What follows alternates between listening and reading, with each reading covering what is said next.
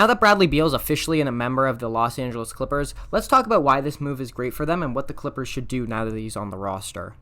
Now, before we actually get into the basketball, I think this kind of goes without saying, but Bradley Beal does not make this a trio or a big three, because Zubac is still the third best or second best player on this team, arguably. Bradley Beal is just the Norman Powell replacement, and he's an A- replacement at that, but still a really good pickup. Especially for $11 million over 2 years, like, don't get it twisted, this is definitely a steal for the Clippers, considering his talent. But that does not mean he's a perfect fit, and that does not mean he should absolutely start from day one.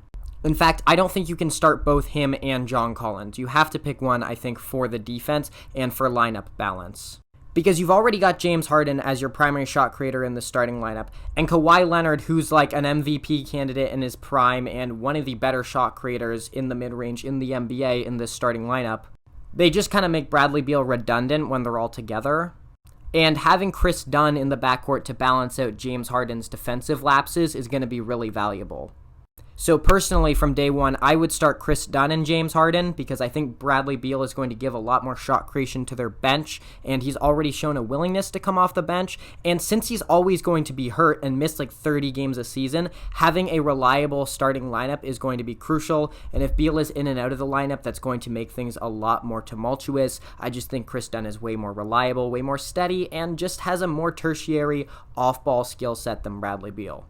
But again, like, I love this move for the Clippers because it gives them that flexibility. If Chris Dunn is not a good option, then they can go to Beal in the starting lineup, and that's not crazy. You could totally make an argument for Beal, and he is just such a good shot creator. He's a 50, 40, 80 shooter in the regular season. That's true pretty much every year. He's not an elite three-point shooter, but he's pretty good. And I mean, he can make plays for others. He's generally considered to be a pretty good teammate. Like, I think overall, just a fantastic signing for the Clippers.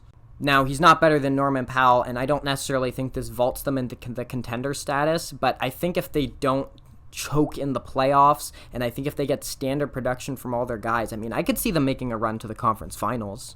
It's kind of a stupid and reductive argument, but honestly, I think the reason they're not better than an OKC or even a Denver is just, I just don't think their two best players are quite good enough anymore and quite reliable enough.